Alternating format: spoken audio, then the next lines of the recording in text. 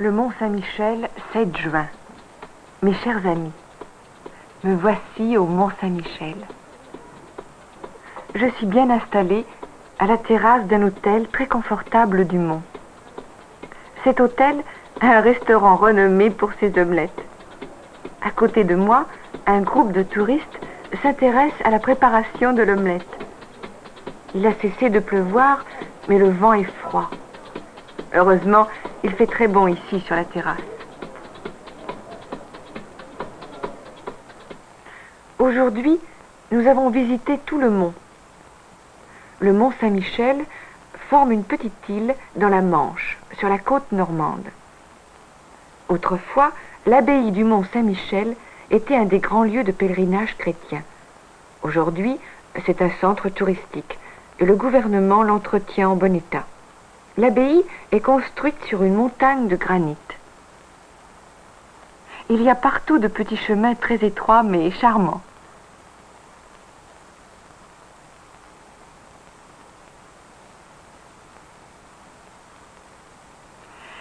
Et toujours des escaliers à monter. L'abbaye a été construite au 8e siècle. Autour de l'abbaye, il y a un vieux petit village.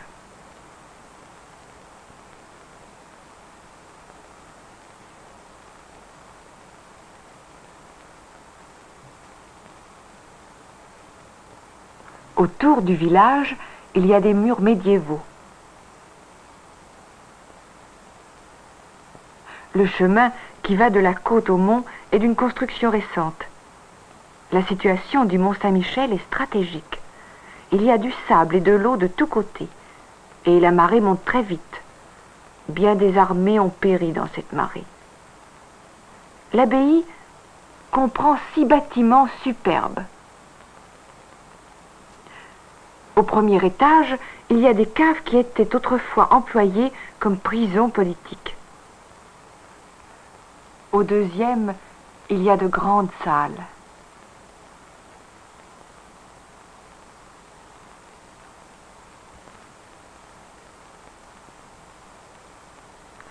Nous avons visité la salle des chevaliers et la salle à manger des moines. Il y avait beaucoup de petits passages et de salles que nous n'avons pas visitées. Au 3e étage, nous avons admiré le cloître. C'est le vrai bijou du mont. Les colonnes alignées et délicates sont une merveille. De la grande fenêtre, il y a une vue magnifique.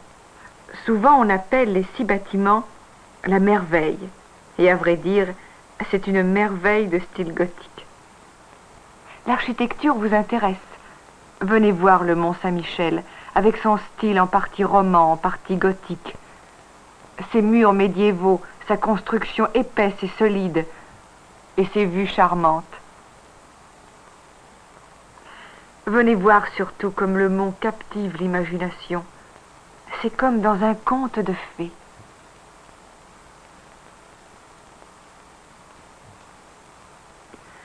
Demain, il faut partir pour la Bretagne. Je le regrette beaucoup, mais mon oncle a des affaires qui pressent. Écrivez-moi quand vous aurez le temps. Votre amie Margot Lambert.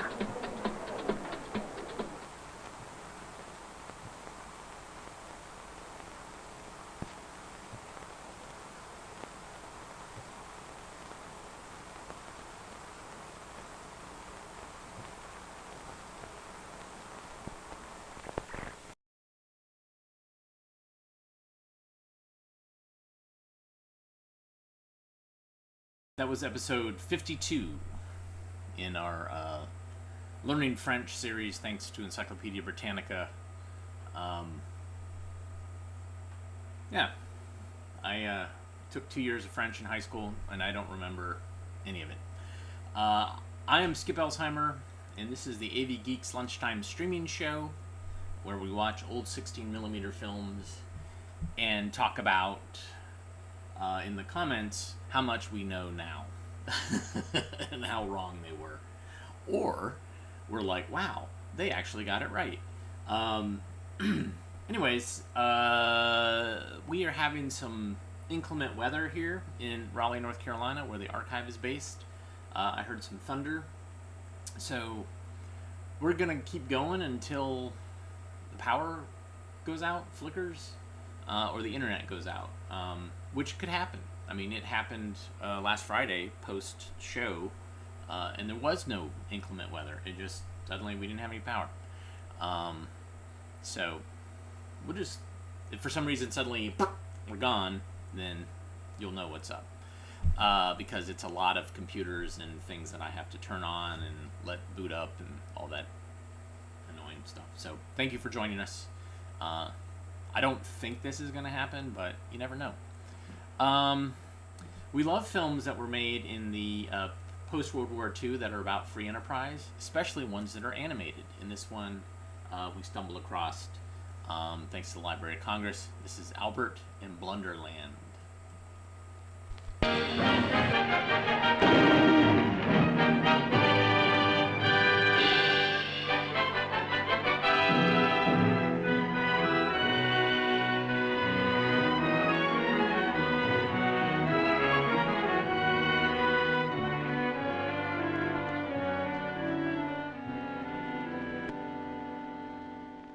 Hello, my good people.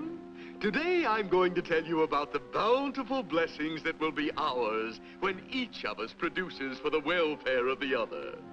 Nature itself furnishes many examples of efficiently controlled and planned economies. Why, even the ants have eliminated competition and live according to a master plan of coordinated cooperation. Boy, would I like to be an ant. So I say to you, go to the ant, study his ways and be wise. Study his ways and be wise.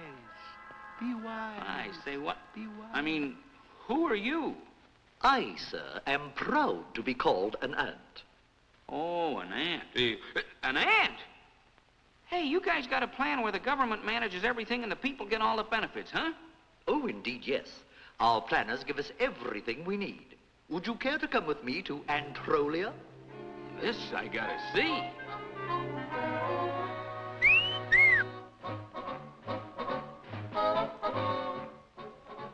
This is our first stop.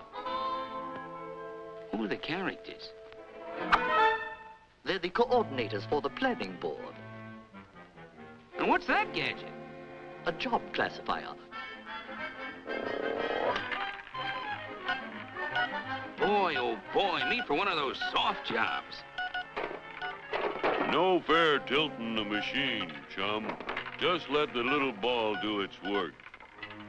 Our planning board invented this mechanical wizard to give each and every ant the freedom to choose his own job. It operates on the principle of personality electronics.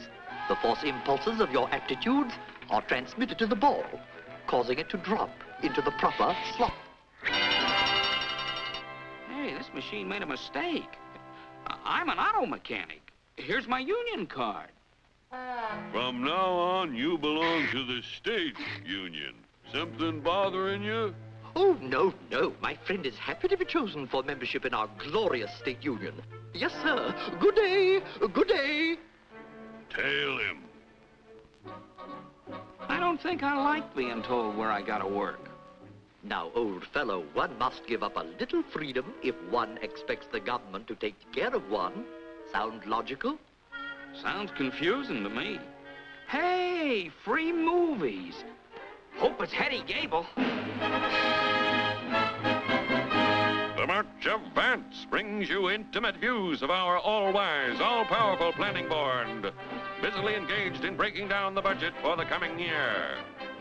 Now we shall leave our exalted leaders for a moment and travel around our happy country, observing our plan in action. No citizen of Antrolia has to pay for transportation. Everyone has the right to a free ride. Here, happy workers enjoy a free paid vacation. And every angler is guaranteed at least one fish. Our Minister of Production has just released this year's quota, 10 splendid modern radios to those lucky citizens holding ration books. Now, we take you to our State Radio News Bureau, where our favorite broadcaster brings you the news of the outside world. Flash, election returns. Our planning board has just been re-elected for the 50th consecutive term. Hey, Great picture. Very inspiring. how do you know? You were asleep. Our state-produced pictures are always great. Come on, we have to go to work. Say, did you vote for those guys? Oh, indeed, yes. I must show my gratitude for all the planning board has done for me. Besides, nobody dares vote against them anyway. Don't you ever disagree with them? Well, sometimes I do have a few faint doubts. Hey, did that. Let's get the bum. Never mind, it's for my own good. Thank you very much for the gentle reminder. So sorry I had forgotten. Thoughts against the plan aren't allowed. Couldn't have that, no sirree. Well, here's where we work. Music while you work. Well, that's pretty nice. There's our machine. That's our quota. Are they kidding? Why, that quota's a cinch. And with music yet. Very nifty.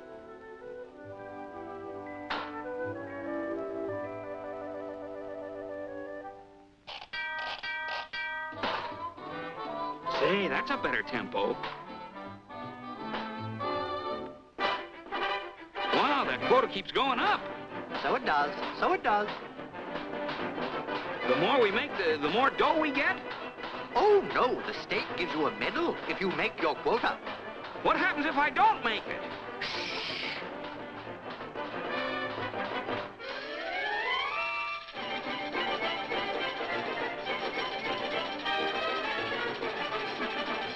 What's the idea of the speed up? I forget now. For the good of the state. Hey, where are you taking my pal? Get back to work. Says you. I'm gonna organize a real union in this sweatshop. The state can't push me around. What a joint. Everybody's a slave. I want my freedom of speech. Freedom to assemble. Freedom to strike. I'm gonna strike. I want justice. Where are you taking me? To the Minister of Justice to get you a little justice. Will you check my figures, old The sign man? of Gemini says production It's should rise. positively brilliant, but then you're Virgo, and of course you're brilliant too. Next year we'll have tracks Now for the that we've trade. controlled honey, we'll have to eliminate every third bee Boys holiday. have done a marvelous job on the entire plan. We'll file it temporarily. Beg pardon, Your Honors, but this guy wants a little justice. You said it. I want... Oh, heavens, we haven't had a complaint for so long. I've forgotten. What'll I do? Just study the stars, old fellow. Amazing. Astounding. I see. Yes, it's becoming apparent. The face of the complainant is appearing from behind a most unfavorable sign. Most regrettable. Get me a lawyer. Where's my congressman? Ready? Get my senator. You can't bump a guy off without a fair trial. It's unconstitutional. Aim. You'll pay for this, you fugitives from an anthill. Help! Get the exterminator man! Get the DDT! Fire! Yes, my good friends, the ants have much to teach us. Our antiquated American freedoms must be replaced by state planning boards who can establish controls that will guarantee... Listen, folks, this dope's off his rocker. Now let me give you the real lowdown on them ants.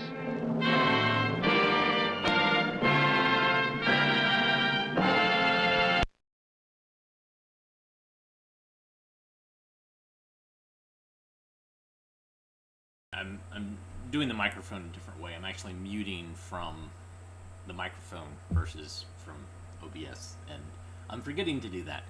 So anyways, aren't ants, isn't that an aristocracy? Isn't it all they're in working for the queen in the perpetuation of their nest or their hive? Question mark. Anyways, that story is told again and again and again. It's Red Nightmare, same type of thing. Dad wakes up in a communist United States and goes through the same problems. There's a whole series of crap, I can't remember it. It's made by a tool company, and I've shown some from it. It's basically the same premise of what happens when a communist rule takes over and things are decided by a board, and you get reassigned and you don't own your house anymore, and you get moved and you don't get to pick what you work in and all that stuff. So fascinating to see that. It's definitely more comical. And Frank Nelson, yes, great to hear him in this as the ant who looks a lot like Jiminy Cricket, as some of you pointed out. All this talk about ants, and we really need to talk about our other favorite social insect, the bumblebee. Enjoy.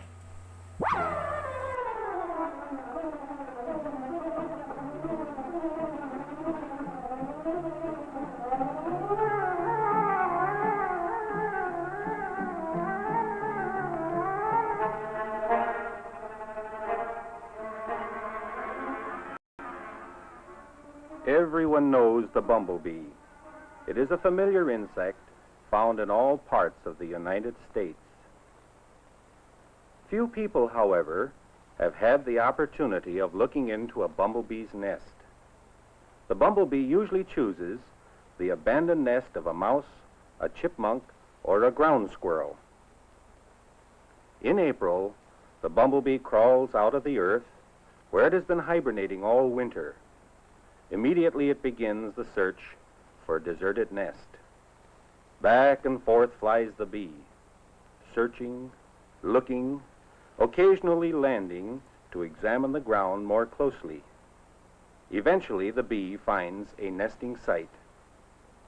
One day in mid-May, we caught a queen bee coming out of an old deserted ground squirrel burrow.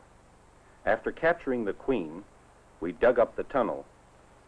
At the end of the tunnel, we found the old ground squirrel nest, which had now become the nest of a bumblebee. We took the nest indoors and placed it in a cigar box. A piece of glass under the cover allows us to look inside. The bamboo tube leads through the window screen to the outdoors, permitting the queen to go out and find food. Now we can watch the queen at home. The big yellow lumps under her feet are cocoons. They are the result of the first group of eggs laid in early May.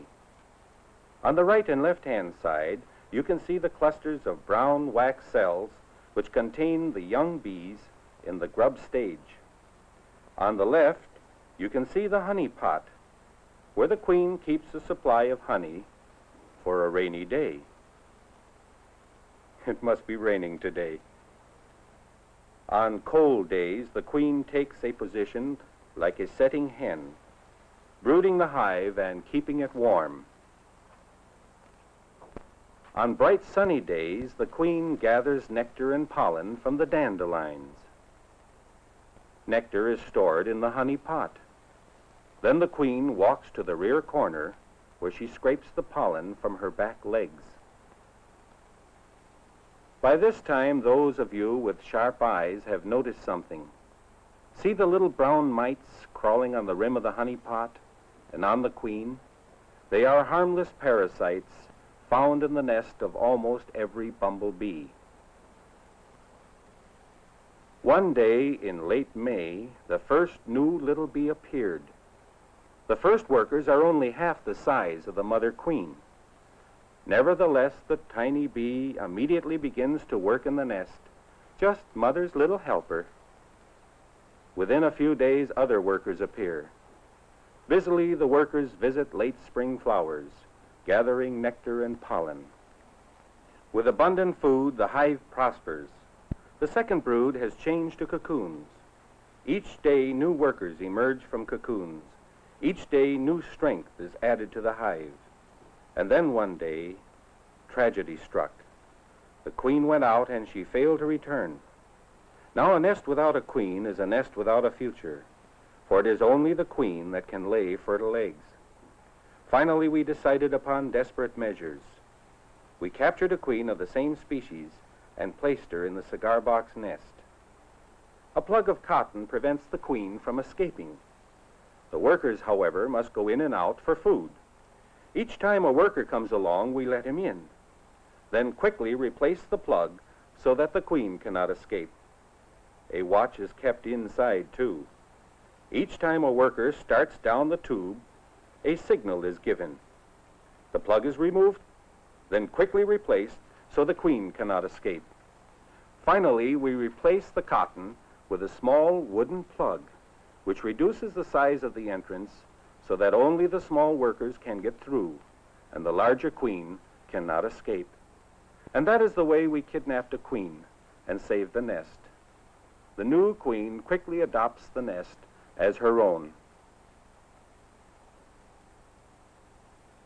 Summer brings an abundance of flowers like the bergamot, and the bumblebees are busy gathering food. Only insects with long tongues can reach into the deep flowers of the bergamot to tap the supplies of nectar. The bumblebee has the longest tongue of all bees, a tongue that slides up into the mouth and folds under the chin. The long tongue of the bumblebee can easily reach into the deep throats of the red clover blossom. The honeybee with a shorter tongue tries hard to reach the nectar, but succeeds only with the shorter blossoms and eventually gives up. The red clover depends upon the bumblebee for its future existence. The bumblebee travels from flower to flower, pollinating the blossoms and helping to set the seed. It is difficult to produce red clover seed without the bumblebee. The farmers of New Zealand made that discovery years ago. They were able to raise wonderful crops of red clover, but they couldn't produce the seed. Then someone realized that the bumblebees were missing. Only after bumblebees were imported to New Zealand was it possible to raise red clover seed in that country. With increased supplies of food, new storage places have to be found, and the workers are busy cleaning out empty cocoons. A rim of wax around the edge reinforces the cocoon. Each worker, in turn, unloads its supply of nectar by compressing the abdomen and squeezing the stomach dry. Now watch the lumps of pollen fall as this worker pries them from the basket of hairs on the back legs. This pollen will be used as a future supply of food. The search for food continues throughout the summer. Bumblebees are large enough and strong enough to walk over the milkweed blossoms without danger of being trapped by the clusters of pollen that cling to the legs of visiting insects. The smaller honeybee is often trapped by these pollen appendages and has difficulty in getting away. The bumblebee is also strong enough to force its way into the bottle gentian. These flowers never open and require the services of the bumblebee for pollination. On the left, the queen is making wax with glands on the upper and lower sides of her abdomen. The thin, transparent scales of wax are worked into a brown lump and finally shaped into an egg cup. Then the queen inserts the end of her abdomen into the cup, and there she lays an egg. As soon as the egg is laid, she covers the cup with wax. Now we remove the top and see the glistening white egg inside. Promptly the queen moves in and covers the exposed egg. The egg must be concealed, otherwise a worker might come along, reach in, take out the egg, and deliberately smash it. The queen has to hide her egg from her own jealous workers. Eggs hatch in 3 to 4 days. The young bee is a helpless grub. It has no eyes and no legs. Under the constant care of the workers, the young grub grows rapidly. On the 7th day, the grub spins a cocoon under the wax. 12 days later, the mature bee begins to cut its way out of the cocoon. The entire top is cut away, and then the young bee emerges. At first it is white in color, but it will turn to the characteristic yellow of the bumblebee in about 2 days. By August, new young queens can be seen visiting late summer flowers. In late August and early September, the new young queens begin to search for a place to hibernate. Each queen slips under the grass and then digs several inches down into the sod. Winter is still several months away, but the queen believes in hibernating well in advance.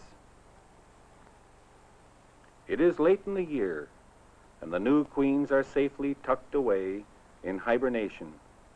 The old queen is dead. Suddenly the workers become idle, and the nest, once thriving, begins to fall apart.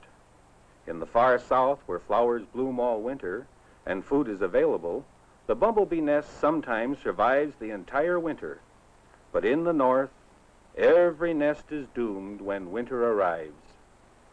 Only the new young queens survive the winter safely tucked away in the frozen earth, holding on to a tiny spark of life despite the snows and ice above.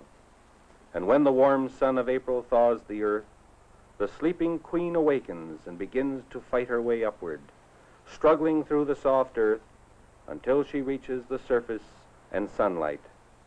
Once free of the earth, she cleans herself carefully. Soon she will start the long journey in search of a new nest to begin a new generation.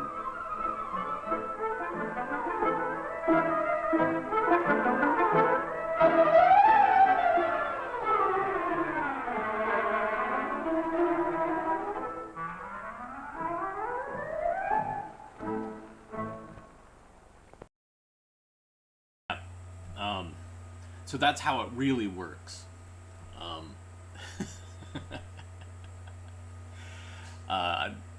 I have to admit, I really appreciate that.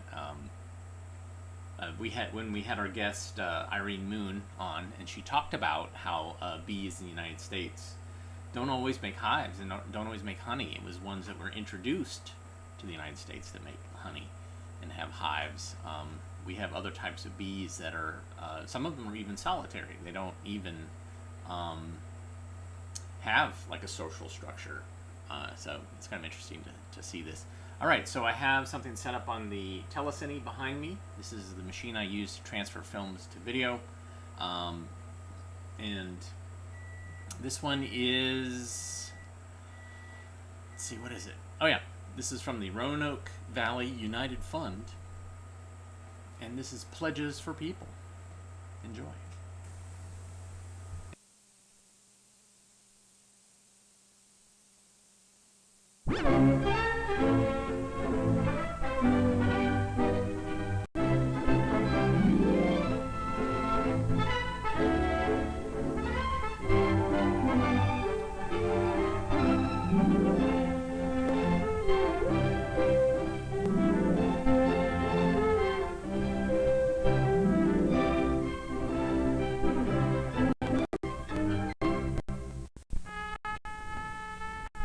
None of us is immune to disaster.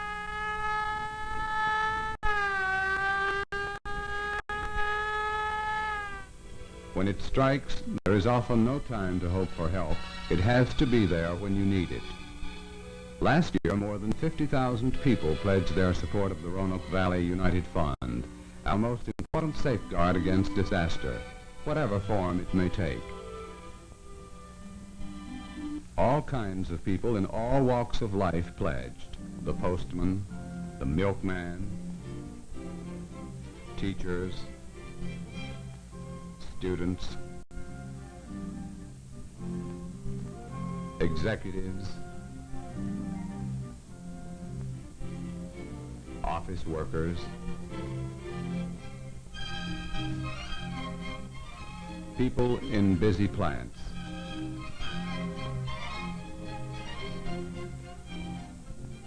Salesmen,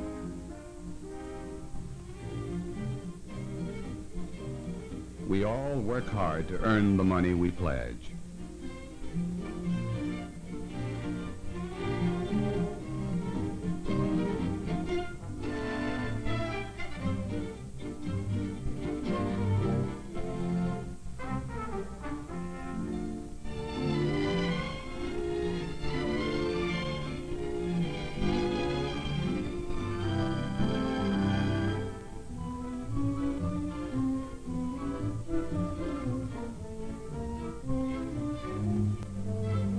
We like to have some left after our payday for our own enjoyment.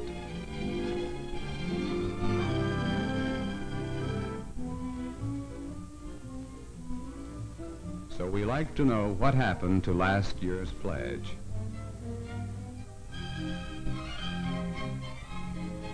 Where did the money go? Yes, where did the money go? Well, it went to help people. People like this. And this.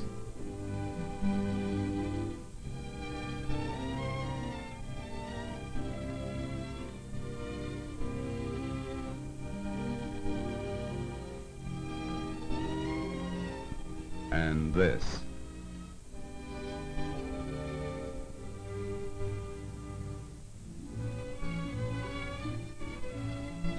People, thousands of them every year, need the kind of help only your pledge can provide. Not sympathy, not a handout, but expert help, which means a useful, meaningful life for so many each year.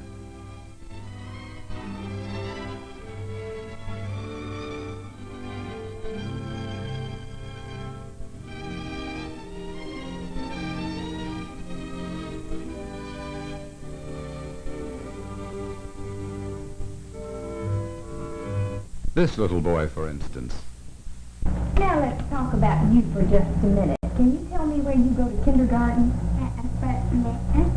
You surely do, at the First Methodist. And let's look at this picture of somebody I have. Who does that look like? My baby sister. Your baby sister, and what's her name? Anne Elizabeth. Anne Elizabeth. Gee, that was a good buzzing bee sound. Therapy to help him talk, as you and I talk, might be a dream, were it not for your pledge. And these men, but for your pledge, they might be entirely dependent on others. Now they earn their own living at Goodwill Industries, and Goodwill is training them to qualify for employment in private industry.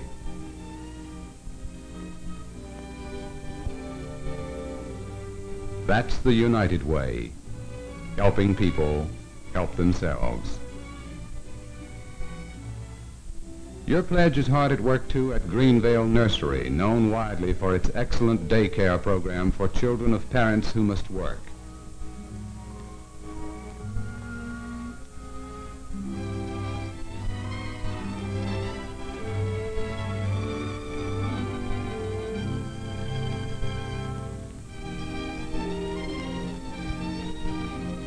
And here at Family Service, where expert counseling helps families stay together.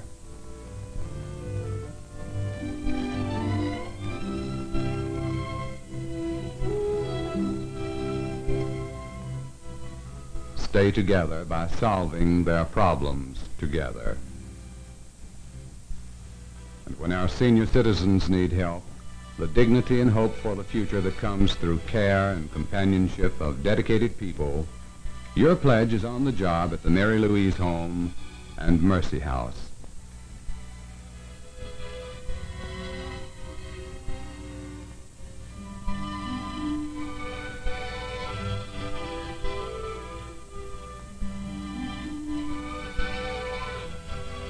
Life-saving crews have won the race against death countless times because you pledged to keep them on the job. Volunteers serving every part of the Roanoke Valley 24 hours a day, all year long.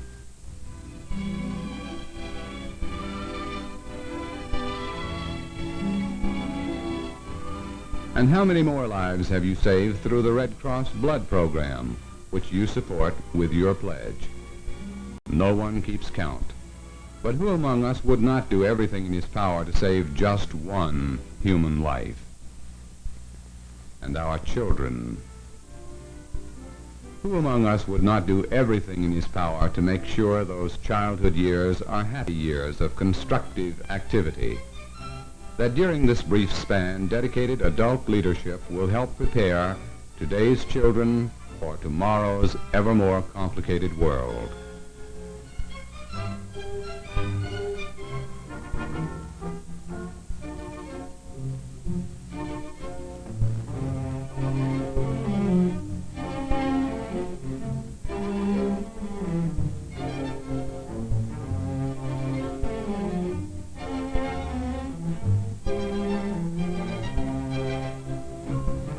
These are retarded children, but they are learning here at the Jerome Nat School. Many of them will go to regular schools, become responsible adults with steady jobs because your pledge makes this training possible. And just like other boys and girls, they have their scout troops too.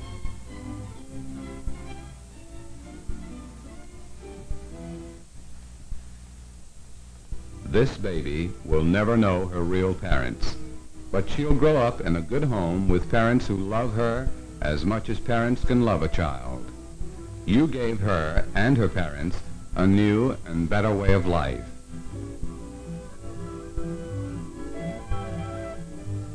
Yes, your pledge has come a long way in one short year, helping the young, the old, the sick, crippled, and handicapped. Helping more than 80,000 people in the Roanoke Valley, providing useful, vital services for everyone. Will you pledge just 2 minutes pay a day to help these people? That's all it takes to give your fair share. 1 hour's pay a month makes all of these services and many more available for another year.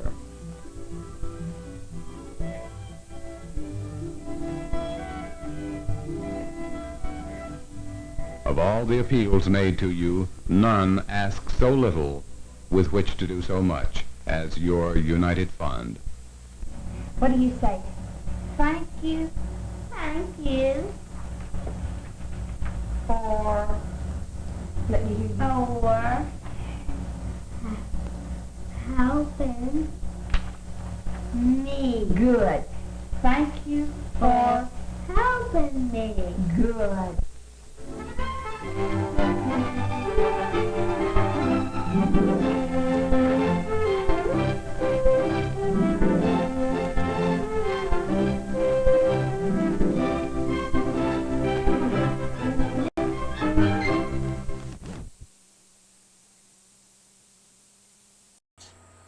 Okay, so some of that terminology for people in the film is no longer appropriate.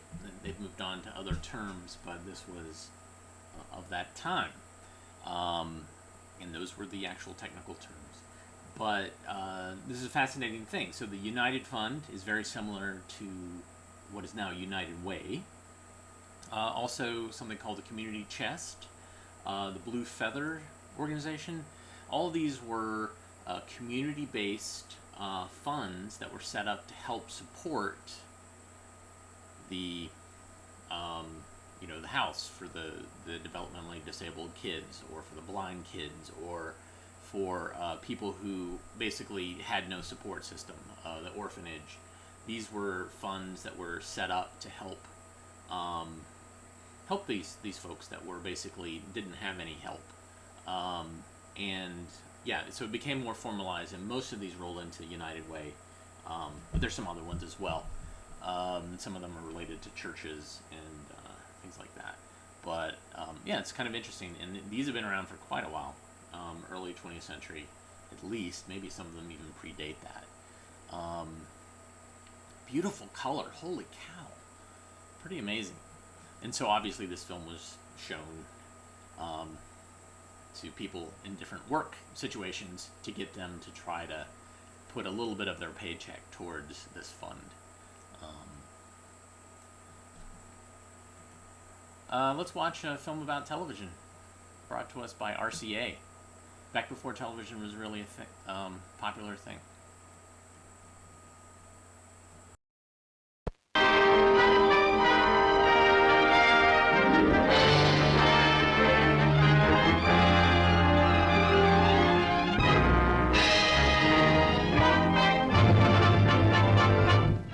After 10 years of experiment, television, first shown to the public at the World's Fair, now takes its place as a new American art and industry.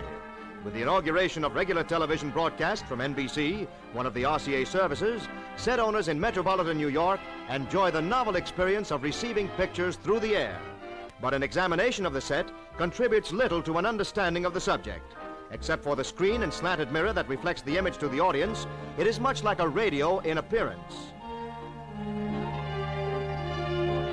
But in the RCA Victor laboratories, where television equipment has been developed, we get a better view of the tubes that have added two new words to our vocabularies: the iconoscope for the camera and the kinescope for the receiver. The iconoscope is mounted behind the lens in this crude laboratory camera. The lens focuses the image of the experimental chart upon a metal plate in the tubes, and the iconoscope turns the image into electricity. In a nearby laboratory receiver, the kinescope tube is inserted. This tube receives the electrical impulses created in the iconoscope tube and recreates the image. As the tube is turned on, we see the pattern of the scanning beam of electrons that moves back and forth across its face over 13,000 times a second and carries the electrical impulses that create the picture. In the laboratory, the iconoscope and kinescope are connected by wire. But in actual broadcast, the NBC television transmitter atop the Empire State Building sends the program out from this antenna by imposing it on a very short radio wave, which acts as a carrier for both the picture and sound. These short radio waves travel only in a straight line and cannot follow the Earth's surface. Therefore, the limit of television is the distance from the antenna to the horizon. From the Empire State Building, a program can be sent only as far as the eye can see on a perfectly clear day. In New York, programs are sent to the transmitter over a special cable from the television studios in Radio City, 3/4 of a mile away, or are sent by radio to the transmitter by the mobile units, which cover sporting events, outdoor celebrations, and spot news of all kinds. A mobile television unit consists of two large trucks. One of these is a rolling control room and amplifier, and the other is a small radio transmitter which sends the program over the air to the main transmitter in the Empire State Building. Typical of programs covered by the mobile television units is a horse race, and this unit pulls into the racetrack early in the morning to start the elaborate preparations of setting up to cover the race.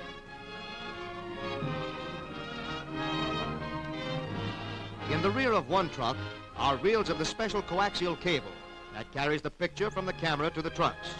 While this is dragged out, engineers raise the antenna on top of the truck from which the program will be broadcast, and the cameramen set up the portable iconoscope camera atop the grandstand.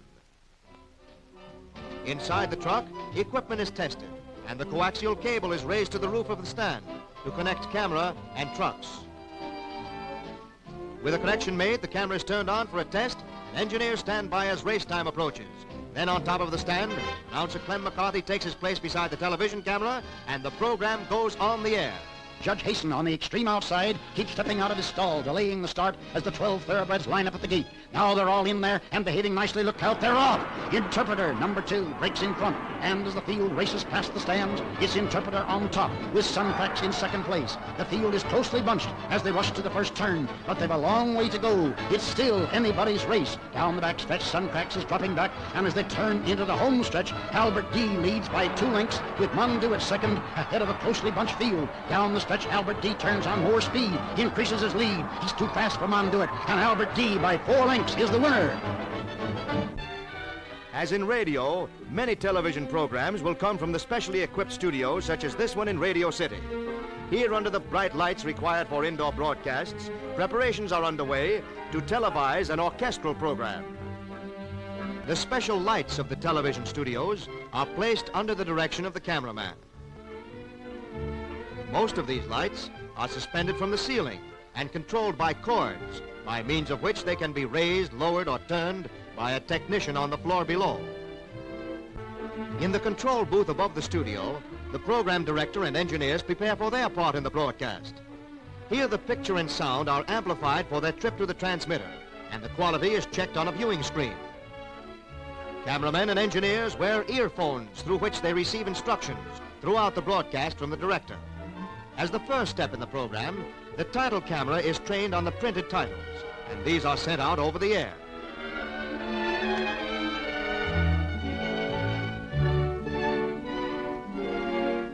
Then, at a signal from the director, the television broadcast gets underway.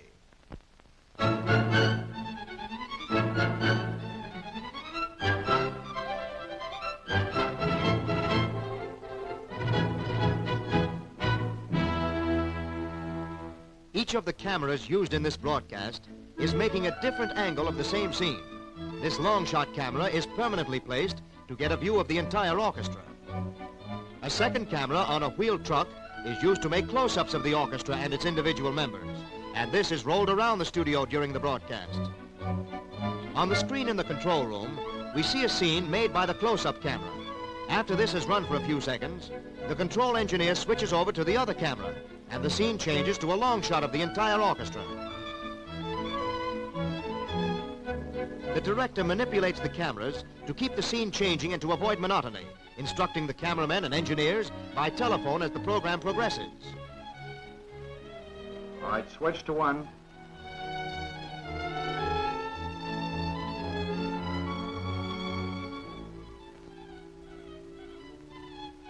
Now roll into a close-up of the string section.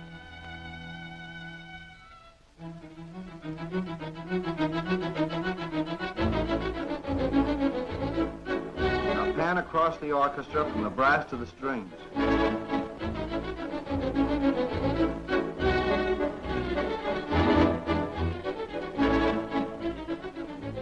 Now back to your original position and pan over to include the conductor.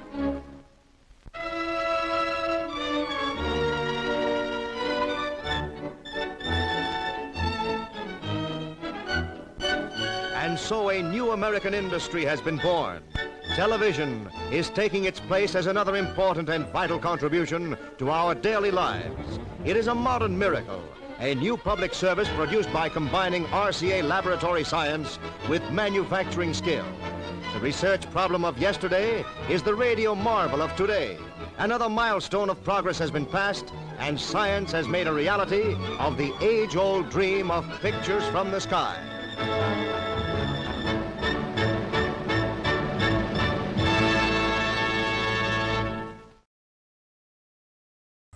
Awesome.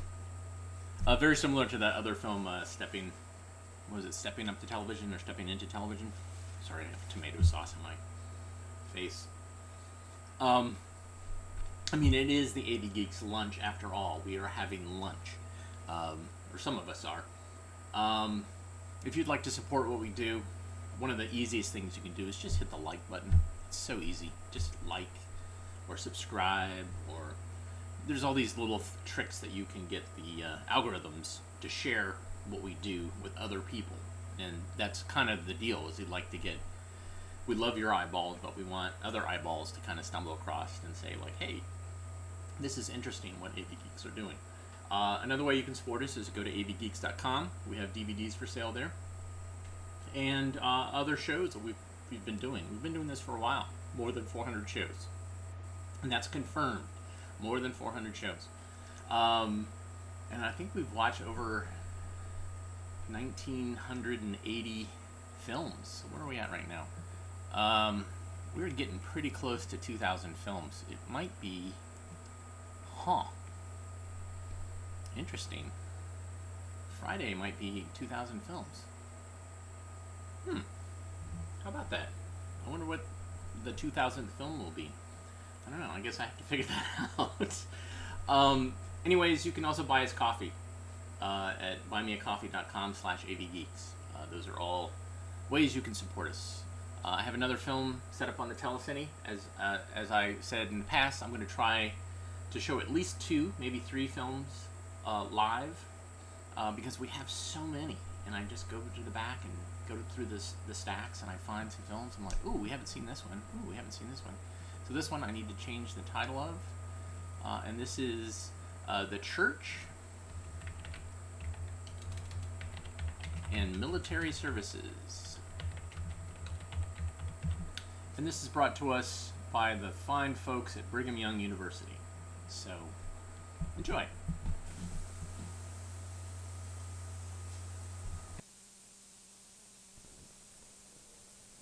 Throughout the world go into military service. They need the comforting influence of the leadership of the church and the programs of the church.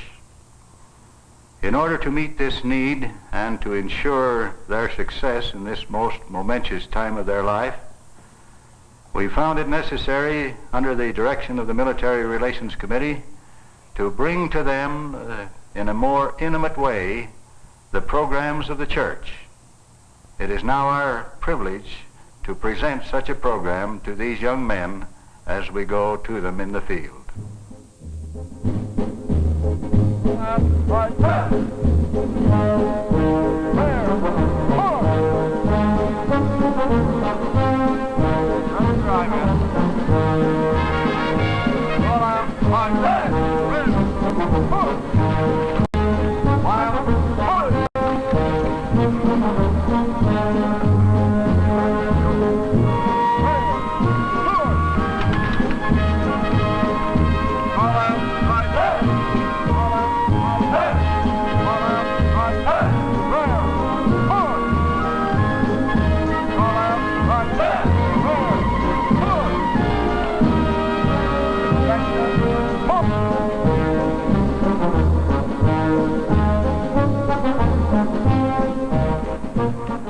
Young men who are now going into military service are leaving the intimacy of their family circle, where they've been surrounded by father and mother and brothers and sisters, where they have been taught the gospel standards. They're now going out into the world where worldly standards will predominate. They have no option as to whether they shall go. They have to go. And we must let them go. We've declared in the 12th Article of Faith, we believe in being subject to kings, presidents, rulers, and magistrates, in obeying, honoring, and sustaining the law. Our program for military relations is designed to serve members in every country in the world. This program will help our members to be good citizens of the church while in the military, and give them most of the opportunities for church service and priesthood advancement that they would receive at home. It calls for no new church positions, but is administered by the regular local priesthood officers. It is a permanent plan, and yet it is flexible enough to serve every branch of the service. This program will not be affected by changes in governmental recruiting procedures, and will be able to adjust to total military call-up or to minimum military requirements. It also serves those who have made the military their career, as well as veterans who are adjusting to civilian life. That I will support and defend. Here are some important phases of the correlated military relations program. Pre-service church orientation for the young man about to enter the service. In-service orientation for the young man on active duty, more comprehensive than the pre-service orientation. On leave for the serviceman about to go on leave or rest and recuperation. In hospital, designed to locate and keep in contact with those who are hospitalized. Those having responsibility in the military relations program are, first, the serviceman himself, his parents, the home teachers, the quorum leader, the servicemen's group leader, the Latter-day Saint chaplain, the ward executive secretary, the bishop, the stake executive secretary, the stake president, the mission president, and the regional representative of the 12. The primary responsibility falls on the serviceman. First, after deciding which branch of the service to enter, it is his duty to attend the pre-service church orientation prior to entering military service. Here on earth, I have a responsibility to set an example wherever I am, so that people can see that my religion means something to me. The serviceman should subscribe to church publications and pay for them himself. He should inform his home ward bishop or branch president of his current military address. Also, it's up to him to locate the nearest church unit wherever he's assigned, rather than the church having to find him. The parents of the serviceman also have responsibilities. They should have notified the home teachers of his impending military call and should provide subscriptions to church publications if he hasn't already subscribed. Parents will, of course, want to encourage their son through correspondence to stay active in the church while in the service of his country. Hello, Dick. Hi, Kate. Home teachers have a vital obligation. Hi, how are you doing? Good to see you. Good to see you. You're getting your last licks here before they put you in uniform, eh? Yeah, they've got me out here going at it. How are you, Chuck? Pretty good, thank you.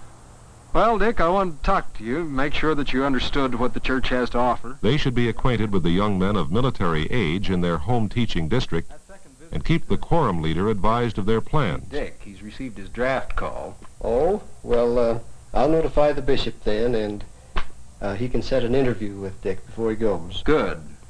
I talked to him about the pre-service church orientation program.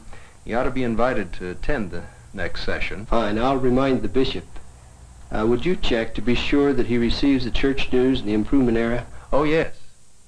They should also correspond with those on active duty. The ward priesthood executive secretary keeps up to date on all military relations matters and advises the bishop. As the key man in the home teaching program, he keeps abreast of who the prospective servicemen are and posts current addresses of servicemen in the chapel foyer. He also advises the bishop concerning correspondence with men on active duty. The bishop should guide the Aaronic priesthood program in such a way that it will help the young man be spiritually prepared for military service. He should interview each prospective serviceman. He invites the young man to pre-service church orientation, supplies him with the serviceman's kit and other literature, and arranges for him to speak at a sacrament service. It's going to be kind of different. The young man entering military service should be treated much as a departing missionary, and none should leave without having the opportunity to speak in his ward or branch. Appreciated what's been said in our priesthood class. The bishop is also responsible for servicemen assigned to military units within his ward area. He should help prepare the young men for priesthood advancement as he would any young man in his ward, and give them the opportunity for church service. The stake priesthood executive secretary advises the stake presidency on all church programs for men entering the military and those stationed within stake boundaries.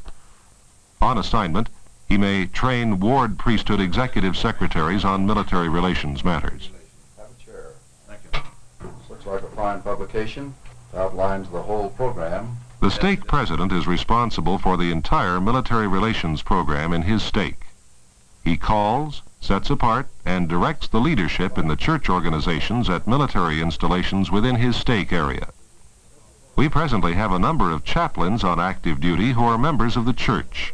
If a chaplain is stationed within a stake, it is suggested that he be called as a high counselor or alternate high counselor.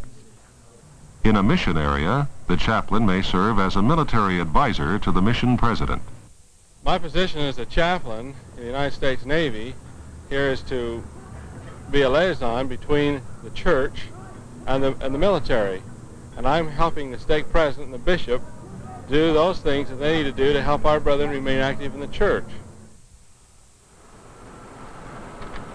The regional representatives of the 12 are responsible for the military relations program in their regions and should encourage the stakes in all phases of the work. By now, each of you should have completed your surveys of the young men who will be going into the military. Regional representatives are responsible for scheduling and organizing the pre-service church orientation for men about to enter the military service. These orientation meetings should be held as often as necessary to ensure that every boy who is planning to go into the military has an opportunity to attend. This is the reason why the brethren have had this pre-service orientation meeting, is to help you anticipate and to operate more effectively in the service. They have a great deal of confidence in you. Elder Gordon Hinckley of the Council of the 12 has prepared a tape. This tape expresses that confidence in you. And I'd like you to listen to this tape now. We do not have better Latter-day Saints in all the world than we have in military service. We do not have men of greater faith anywhere on earth than we have in uniform. Thousands and tens of thousands of our brethren have demonstrated that they could keep the faith and build the kingdom while serving their country. Now, concerning the matter of teaching the gospel to others, I should like to say that I think it is as natural for a Latter-day Saint to wish to share the gospel with his associates as it is for him to wish for food and drink. Of course, there are restrictions on what you can do. You cannot go tracting, you cannot hold street meetings, but you can do a few things in a quiet and effective way that will attract others to the gospel, which is such a precious part of your lives. In the United States, men entering the military services are all processed through one of about 20 military basic training centers. During basic training, the LDS serviceman is given a more comprehensive church orientation.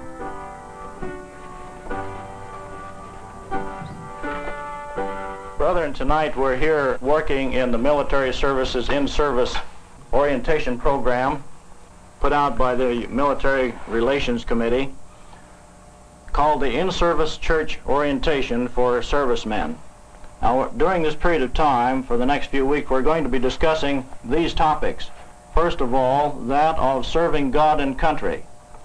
Next, we will be discussing moments of challenge. Third, we'll be discussing living your religion. Fourth, sharing the gospel. And the fifth topic is that of investing your leisure time.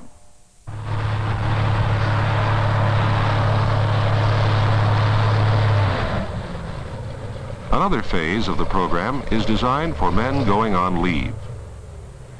Hi, Joel. How'd it go today? No sweat, no contact. That's great. Will I see you in church Sunday? No, my R&R has been okayed, and I'll be spending the next 6 days in Hawaii. Hey, wow. Why don't you come over to my hut and I'll give you some material on the church activities there. Sure, why not? Let's go. The Latter-day Saint servicemen in combat who go to Hawaii, Australia, Singapore, or Hong Kong on rest leave, as well as other LDS servicemen going on leave, are instructed on how to find the church in the areas to which they're going, where to stay, and what to do. This was my first visit to Hawaii. I was looking for a real good time, but I soon found that sightseeing alone was no fun, and sometimes the temptations are pretty strong. I remembered the material my group leader had given me and found the nearest church. It's great to find a welcome hand wherever you go to a church meeting. Here the bishop introduced me to another Marine on R&R. We got together and found we had the same interests. We toured the island together and had a great time.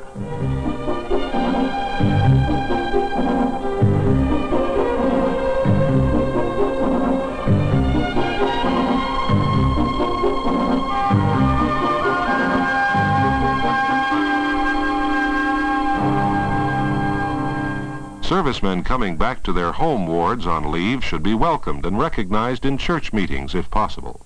Brethren, being in the service has really been a test. We Latter-day Saints come to a crossroads there. We either draw closer to the church or go down a road that leads to degrading our body and our spirit. Servicemen, no matter where they're located, will have close contact with an organized unit of the church. In most cases, servicemen can attend wards or branches adjacent to their military bases. On ships, and at some installations, this is impossible. In such cases, a group leader is called from among the servicemen on the ship or installation and set apart by the priesthood leaders presiding over that area. The group leader will then conduct meetings and coordinate the group home teaching program and supervise record keeping. I'm your new group leader here aboard the St. Paul. I've been set apart by Chaplain Kearsley. Servicemen's groups and branches will be administered through the stake or mission within whose boundaries they are located. They will be a regular unit of the stake or mission. When we're in port, we'll expect you to go to your home wards and the branch in Coronado. The next phase of the military relations program provides for wounded and sick servicemen in military hospitals to be visited and kept track of by the local priesthood authorities. We have the counselor over the beard. Well, we're pleased to have found you. I'm glad you came. How long have you been here? 3 weeks. 3 weeks. I think I'm going to be here a little while longer. Do your parents know that you're here? Oh, yes, I called them the night I come in. Good. They Glad know. you did that. Is there anything that we can do for you? Well, send some visitors in once in a while to see us. Excellent. We'll send in some home teachers for you. How's that? That sounds real good. And they'll be visiting you shortly. Sounds better. Yes, the local ward have opened their arms to the servicemen and made this feel very much at home and very comfortable, very much a part of their ward.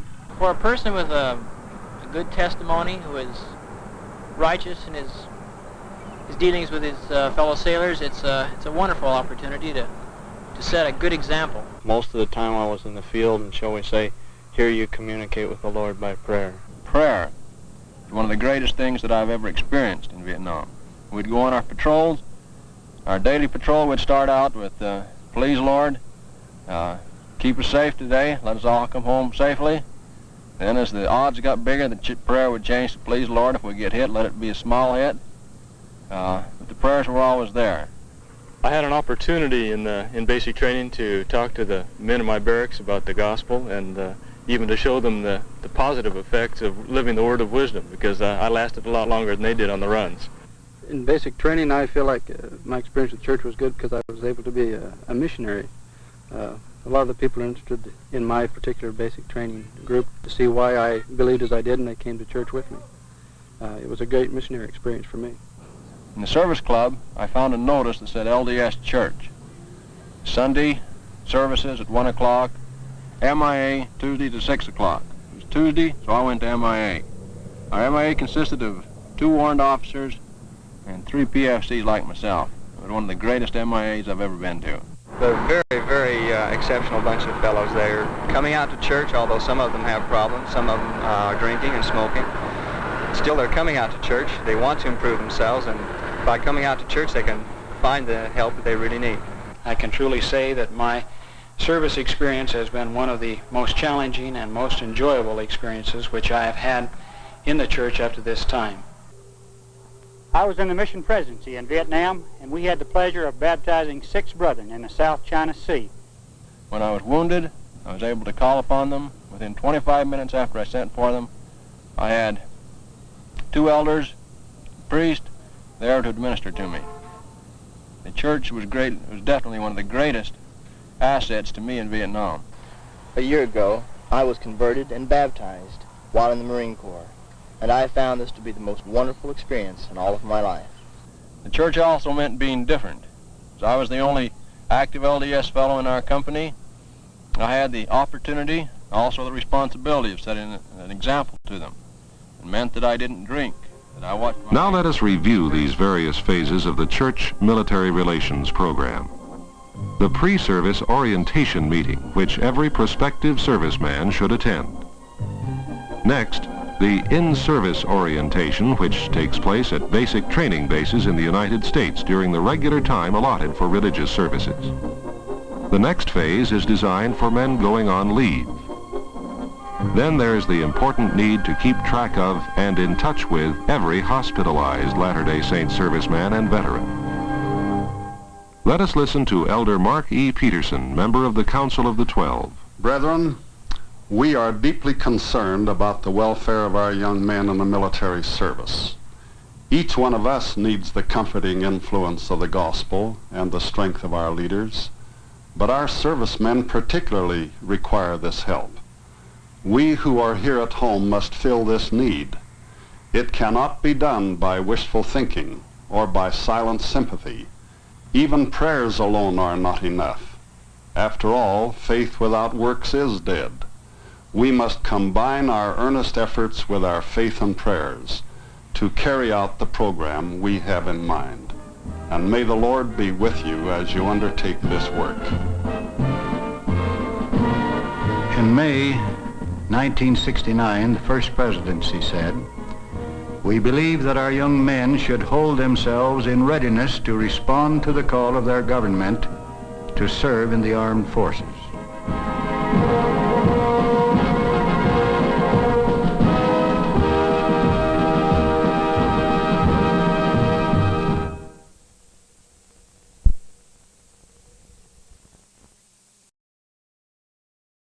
So, yeah, this is the church's position on all of our young people being drafted, and what we can do and what we should do. You know, that's the thing is the Mormon, the Church of Latter-day Saints actively maintains contact with their membership all the time, constantly. I had a friend whose family was Mormon, and he was no longer Mormon, but they kept checking in with him every month, and he was like, all right, what do I need to do to get out of that? And they're like, well, we could send you a letter, you know, from the bishop that basically says you are no longer part of the church, but you don't want that. My friend was like, yes, I do. So he got a letter that basically said, you're out, and, you know, we're not responsible for you. So it was like, you're fired. A termination letter from the Mormon Jesus. So it's fascinating. I mean, that's the thing, is that they keep in touch with you, and some people need that and like that and want that. They want to be able to feel like they're a member of an organization that reaches out to them. I'm not pro or anti-Mormon on this streaming show, but that's kind of their deal. But anyways, I love films like this because it's meant for a very niche audience. It's for a very niche time, back when young men were being drafted. And so, like, what do we do? How do we keep these people in the church? And can we use them? Normally they're on a mission, so can we use them to also you know, help spread the word of Mormonism? So fascinating. Thanks for tuning in today. I am not Mormon, so you can buy me some coffee, and it's going to be caffeinated, and it's going to be great.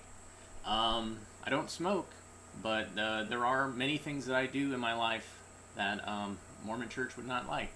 I had a Mormon roommate at one point who he went on a mission, and he actually found, I was a big fan of Dr. Pepper, and he found me some caffeine-free Dr. Pepper in Utah.